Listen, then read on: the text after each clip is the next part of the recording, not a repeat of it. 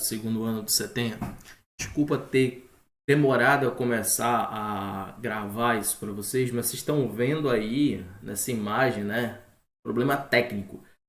Câmeras 1080p e 720p estão em falta, tá igual álcool em gel, cara. Não se acha em canto nenhum, então só semana que vem. Então, para não perder tempo, eu gravei esse vídeo meio puleiro, né? Tá com essa câmera assim, mas semana que vem eu vou trocar esse vídeo, vou tirar esse do ar. É claro que vou dar prioridade para continuar com a sequência aí dos nossos estudos. Sei que tu tá em casa, também tomando todas as precauções para deter o avanço do coronavírus, né? Mas aí a gente vai começar logo o nosso bate-papo sobre ondas. É um bate-papo curto. Todos os nossos vídeos que vão ser postados semanalmente dentro do portal, como tá tendo houve um atraso de uma semana, talvez eu poste mais um, mas vamos sempre ter vídeos curtos, onde alguns conceitos vão ser abordados, outros vídeos vão ser só de exercício, onde nós vamos discutir a teoria. No final do vídeo eu vou falar algo a mais sobre o resumo desse vídeo, tá certo? Então vamos lá começar a bater um papo sobre as ondas, né? A teoria ondulatória que foi proposta por Christian Huygens, que era contemporâneo de Isaac Newton, e ele era um excelente físico, astrônomo e principalmente ele era urologista. Não é o urologista, presta bem atenção. O urologista ele trabalha com as relações de tempo. Então você tem aqui esses estudos com o movimento harmônico e os fluxos temporais. Então isso daí fez com que ele observasse essa natureza oscilatória. Se eu jogar uma pedra num lago, o lago ele é uma superfície que ela vai estar em equilíbrio, provoca um desequilíbrio, e aí esse desequilíbrio, obviamente, ele se propaga. E ele propaga o que consigo? Ele propaga energia através de perturbações elásticas. Claro, se a onda for se propagar por um meio material, ou se eu conseguir, eu posso fazer perturbações em campos elétricos e magnéticos alternados. Por consequência matemática, eu percebo que se eu propago energia, junto com energia, eu tenho quantidade de movimento. Energia é igual ao momento linear ao quadrado dividido por 2 vezes o valor da massa. Então isso aí é uma dedução matemática com que toda vez que você tem a energia envolvida, há a possibilidade de você ter quantidade de movimento também envolvida.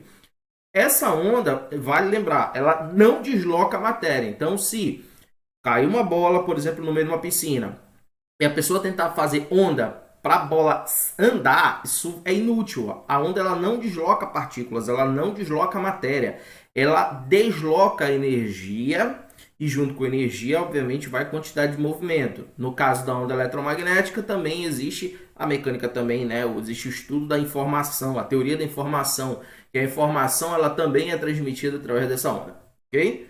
Então, não te esquece aí do conceito fundamental de onda. Tudo bem? O que é que o Enem ele exige que tu tenha como habilidade? Que tu caracterize conforme está no texto que está no portal. Tudo bem? Acesse lá o portal. Você vai ter um texto sobre ondas. Você vai ter um exercíciozinho sobre ondas. Você vai ter um link para você fazer esse exercício online. Esse link também vai estar na descrição do vídeo. Certo? Então vamos lá. Para entender um pouco mais, nós temos que também falar sobre os tipos, a classificação de onda, tudo bem? Como é que eu classifico uma onda? Eu classifico de 3 formas. Primeiro, quanto ao meio. Segundo, quanto à vibração. E terceiro, quanto à propagação. Vamos por parte. Quanto ao meio. O meio ele pode ser um meio material e essa onda ela pode ter a dependência desse meio material para se propagar.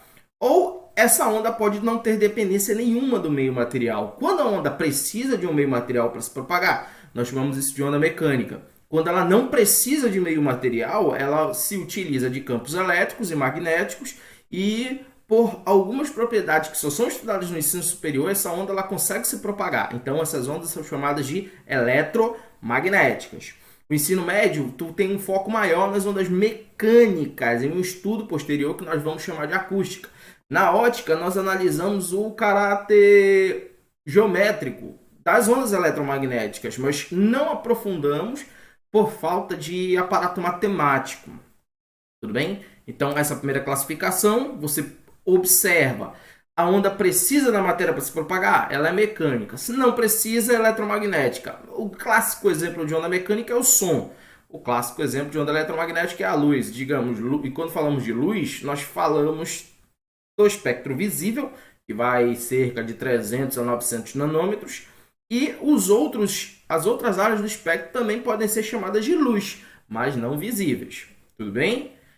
A segunda classificação é quanto à propagação, ok? Vamos lembrar que propagar é a velocidade, está ligado à velocidade.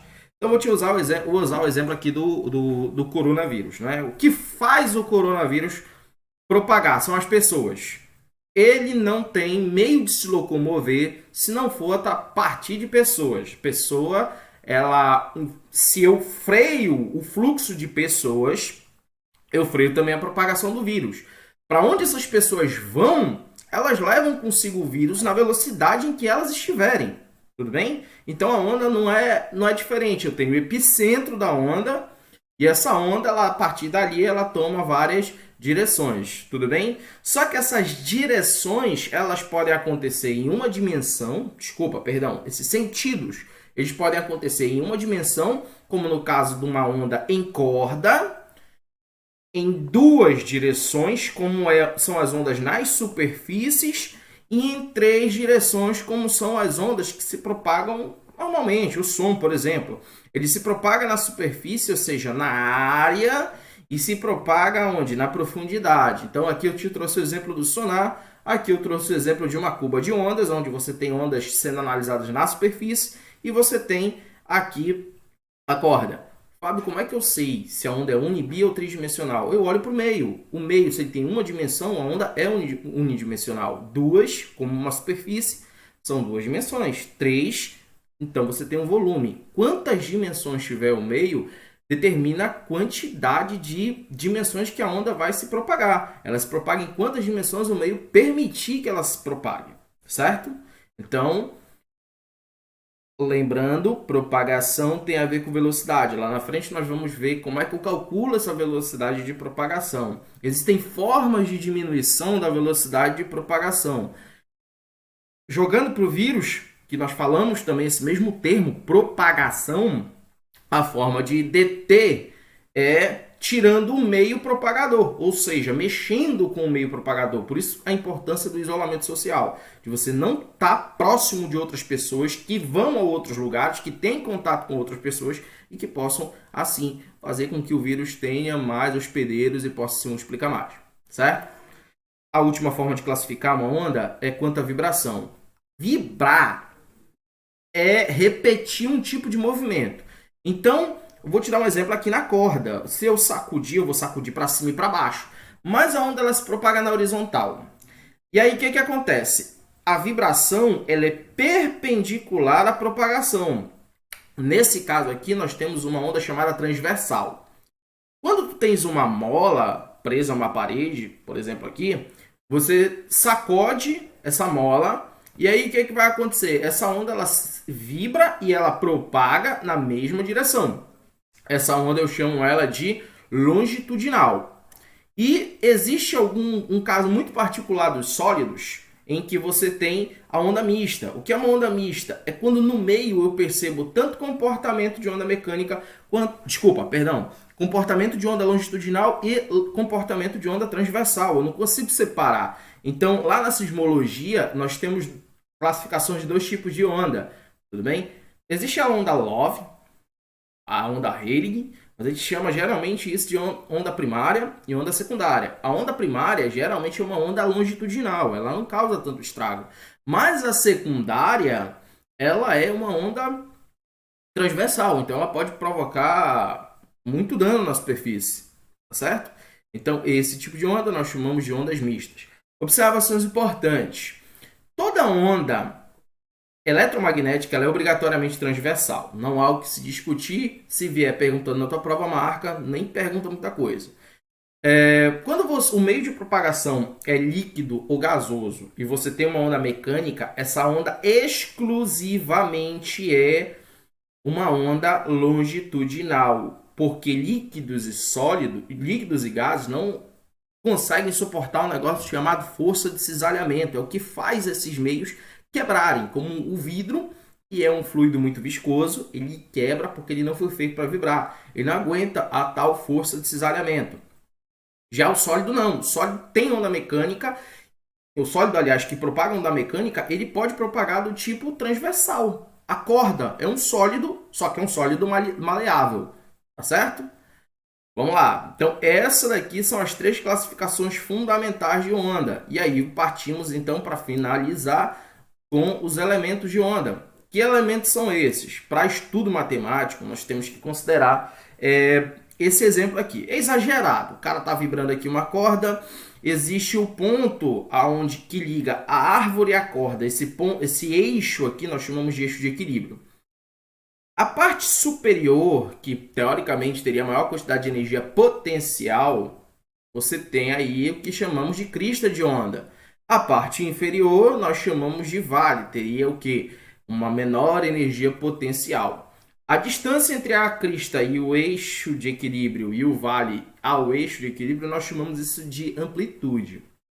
A distância entre duas cristas, dois vales, ou a distância intermitente entre o começo de uma crista e o fim de um vale, nós chamamos isso de crista.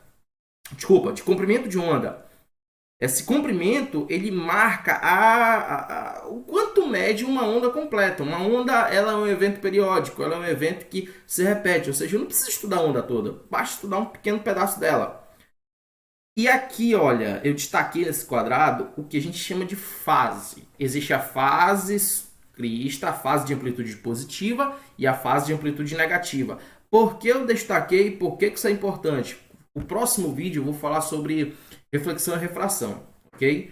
Mas no outro, eu já vou falar sobre os outros fenômenos. Então, o terceiro vídeo que eu vou falar sobre difração, interferência, ressonância, vai ser um vídeo um pouquinho mais longo. Ali você vai ver que existem fenômenos que eu preciso ter ideia de fase. Na reflexão, eu preciso da ideia de fase. Tudo bem? E por consequência matemática, também tem que, se a onda ela tem uma propagação, ela tem uma velocidade de propagação, que pode ser obtida através do produto entre o seu comprimento e a frequência. Lembrando que o comprimento tem que sempre estar em metro e a frequência tem que estar em hertz para poder a velocidade dar em metro por segundo. Ou você também tem aqui a velocidade de propagação sendo o quociente entre o comprimento de onda e o período de propagação. Tudo bem? Período em segundo, não te esquece disso, tá certo? Então, a gente finaliza aí com essa primeira parte do estudo de ondas, onde você tem a classificação, você precisa aí aprender a caracterizar e tem que testar, né? Então, resolve aí o exercício do link. Dúvidas, pode utilizar as redes sociais ou o grupo que a Renê criou. Você pode ir lá, procura lá, vai me achar, pode tirar a tua dúvida, bate foto, manda e não fica com dúvida, cara. A única coisa que tem que fazer é ficar em casa, tudo bem? Então, próximo vídeo aí a gente já vai estar falando de fenômenos ondulatórios, tá? Beleza?